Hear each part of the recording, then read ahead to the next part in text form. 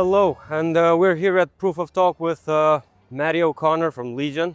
We've already had Matty in an episode back in November, I think. Yep. That was after you announced the partnership with Kraken. And a lot has happened since. A lot of projects raising money with Legion. And for those who are not aware of Legion, it's not a launch pad. It's more than that. It's much more. Yeah. It's a platform. It's an ICO, merit-based ICO platform, and you have this whole scoring framework so that you prevent users from dumping the token on day one after launch. Yep. Correct me if I'm wrong, but please. That's certainly an important part of it. Yeah. And yeah, a lot has happened. The Solstice ICO happened, and just talk us through what has happened since last November. Yeah, I mean, since we last spoke, it was a while ago now, 6 months, I guess we were on the show. Yeah, we've partnered with Kraken. We have another Asia exchange we'll be announcing as a partner very soon. And we've focused on really making sure that we're working with high quality projects. And so you'll notice that the last few TGEs that have all happened on Legion projects, even while the market's been, relatively weak, have all done pretty well, outperformed the market for sure. And this has been a focus of ours, is really make sure we're working with projects that are solid with the right distribution partners. As you mentioned, they can select the type of investors they want. What you do with the tokens after the sale is part of those selection criteria. I think the other big thing that we're really focused on, and I would love to talk about today, is tokenization and equity, not just tokens. RWAs. All right, so what do you specifically want to talk about RWAs? Because I mean, as Dren said, you're like an ICO platform that's expanding, but like, how do you plan on touching on that specific sector of crypto? Yeah, it's a good question. So I mean, you can think of us as an ICO platform, but really what we are is a platform for fundraising, right? Okay, yeah. We're a platform where investors who want to deploy capital into investments come. And so you can imagine any type of instrument in theory, right? It could be tokenized yield, it could be tokenized equity.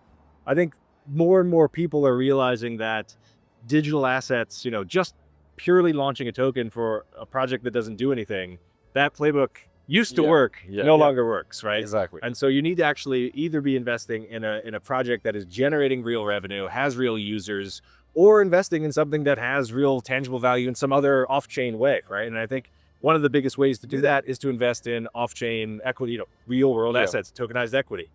Just a quick, factoid stat is the IPO prices, the IPO market values for Anthropic, SpaceX, and OpenAI, just those three companies alone together is more than all the IPOs that happened in 1995 to 2000 combined, even after adjusting for inflation. So what does that tell you? It means that that companies are going public later and later. There's more and more money to be made in these kind of pre-IPO companies. And I think that's why you're seeing so much interest in tokenized equity, not just in publicly traded companies, but also private companies. Yeah, so you claim that the next Reddit and the next Figma won't have an IPO, but it will rather be on-chain. Yeah. I don't think it'll be a traditional IPO. Yeah. But like, what has to happen realistically for everyone to be on that mindset and realize that having it on chain will be beneficial for them? I mean, we've talked a lot about regulation last time out. Sure. And if I'm not mistaken, you guys are more focused at the moment on EU regulation and US. But have you also like looked at ways into approaching markets in the East, for example, or emerging regions as well? And yeah, I mean, I think, the capital markets operate very, very differently in different countries because of the regulations. The very US, fragmented. Yeah, very fragmented. The US has its own particular rules. The EU has its own particular rules. China, Asia, China in particular has very, very particular rules about the local market. So I don't think there's one solution that just automatically works for everyone. Doesn't happen overnight as well. Yeah. I think you gotta go, market by market and prioritize the right markets. And the US and Europe are pretty big markets. The biggest markets, I mean.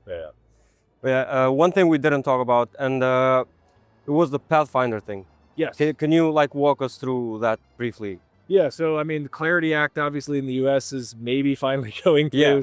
We met with the SEC, with the task force, I guess it was, a year ago at this point, last summer, to pitch them basically a proposal on roughly inspired by MiCA kind of regulation for the US, saying, look, you acknowledge that not every crypto asset is a security. Yeah. And so if we do these things, if we make these disclosures, we should be able to sell even to non-accredited investors. And so Yeah. the SEC has more or less adopted that kind of stance. I think we still need to see specific rulemaking, but a lot of people don't realize that ICOs, like the Monad ICO, the Sport.fun ICO that was on Kraken and Legion, U.S. persons participated in that. Yeah. Right? So the SEC, from a practical risk point of view, is very, very, very different than what it was just a couple of years ago. I never thought I would hear the phrase "inspired by Mika." You know? Fair. Well, inspired by what not to do as much as what to do. Okay. Yeah. But do you think it might scare maybe potential, companies that might work with you? The fact that you're also, looking at ways to collaborate with a regulator that watches over them as well. Maybe, but I think the reputable ones realize that that's more of a perk than the Asiatic faction, right? Like you need to be not necessarily filing, but like, if you're breaking the rules, you're probably not building a legitimate business, because you wouldn't have to break the rules if you're building something that actually generates revenue. So in terms of like, since we're talking about regulations right now, I really want to know if you think that these frameworks that we have right now, I think these are the first frameworks that we're actually, using as an industry. Sure. Like Mika, and even in the US. Do you think they will like last long, or do you think they're gonna get updated in the next few months, years? Well, I think it's a good question, but I think they'll be expired,